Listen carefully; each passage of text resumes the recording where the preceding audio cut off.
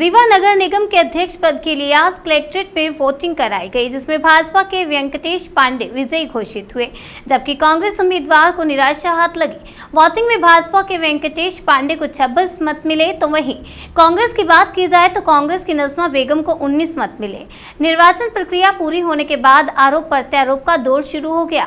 नवनिर्वाचित महापौर अजय मिश्रा बाबा ने भाजपा के चाल चरित्र पर सवाल उठाए और पूरे घटनाक्रम को संविधान की हत्या करार दिया। वहीं नवनिर्वाचित स्पीकर वेंकटेश पांडे ने कांग्रेस पर मजा लेते हुए कहा कि हम लोग आज रीवा आए हैं, अगर रीवा से बाहर नहीं गए हो तो कांग्रेस में पता ही नहीं कितनी और क्रॉस वोटिंग हो जाती। आइए आपको सुनाते हैं पहले महापौर अजय मिश्रा बाबा को, उसके बाद निर्वाचित स्पीकर वेंकटेश पांडे को।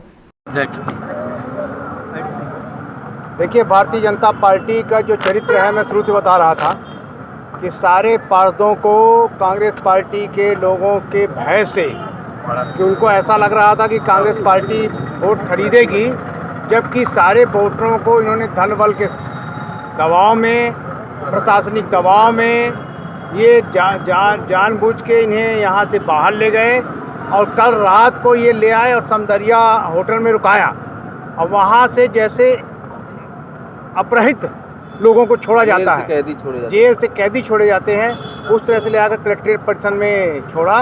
पूरी निगरानी थी, रीवा के समस्त जितने नेता थे भाजपा के, वो सब लगे हुए थे।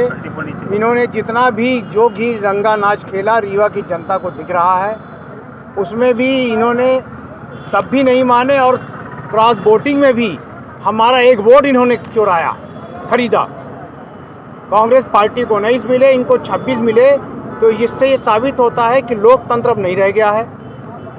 अब यहाँ पर तानाशाही का रवैया है और लोकतंत्र की हत्या हो चुकी है।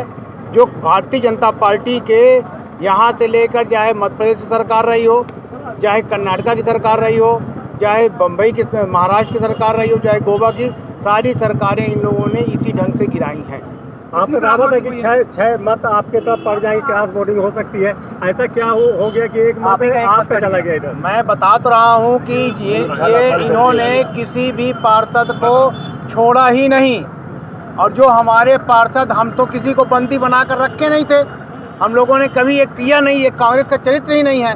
तो जो हमारे पार्षद थे उनका भी वोट चुराया, इन्होंने चोरी किया। कितनी क्रॉस वोटिंग हुई है?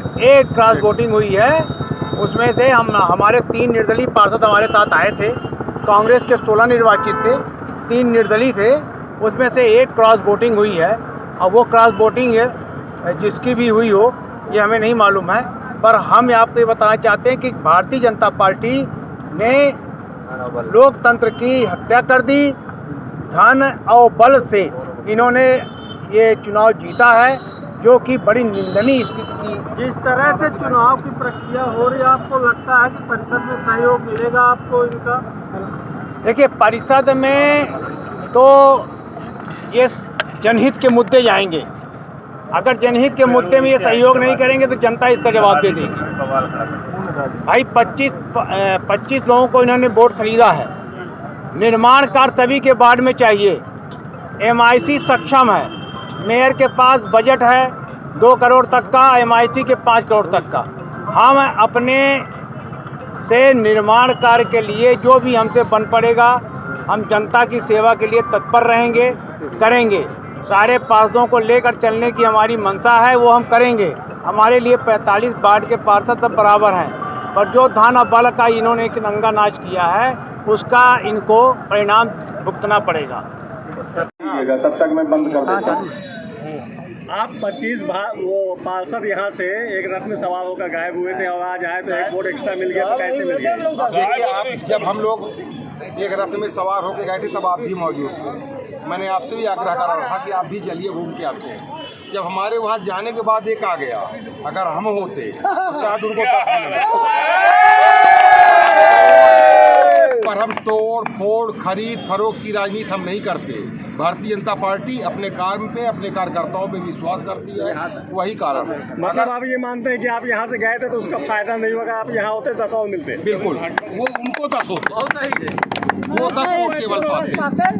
तो आप 34 जैसे एक वोट शायद नम्रता सिंह जी ने नहीं डाला है तो 44 वोट, हालांकि महापौर ने भी डाला है, हालांकि उसके बाद देखिए तो महापौर जी ने भी डाला तब ये हालत हो। भारतीय जनता पार्टी एक मत उनको कितना मिला है? 19 मिले हैं। अब ये सोचिए आप कि 19 की उनकी सदस्य संख्या थी, महापौर मिला के 20, एक वोट किसने दिया? भगवान। आगे क्या कार्ड प्रणाली रहेगी आपकी नगर निगम को लेकर के? नगर निगम में रीवा के विकास के लिए जो भी योजनाएं हैं उनके लिए काम करेंगे। परिषद के सभी सदस्यों को, चाहे वो किसी भी दल के हों, सबको साथ में लेकर के परिषद में काम करेंगे और प्रयास करेंगे कि रीवा शहर के निवासियों के लिए जो भी अच्छी से अच्छी सौगात हो वो दे सके। और हम 45 पार्षदों के साथ मिलकर के काम करेंगे और जनता के हित में जो भी आएगा उसके लिए हम काम करेंगे। बतौर अध्यक्ष आपकी प्राथमिकताएं क्या होंगी? बतौर अध्यक्ष हमारी प्राथमिकता होगी पहले तो सुचारू रूप से सदन चले।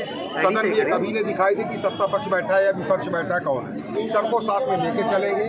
जो भी शहर के मुद्दे विकास के आएंगे उनमें सबकी सहमति बनाकर कोशिश करेंगे और आगे ले जाने का प्रयास करेंगे। क्या मानते हैं भगवान राम के आशीर्वाद से आप आज पैसा? भगवान का राम का आशीर्वाद तो सदैव मिलता रहा। नहीं, अभी आप रिमूव करने गए थे, वहाँ गए थे, भगवान राम जन्मभूमि में गए तो उनका आशीर्वाद आपके सामने मैं खड़ा हूँ निर्वाचित होकर।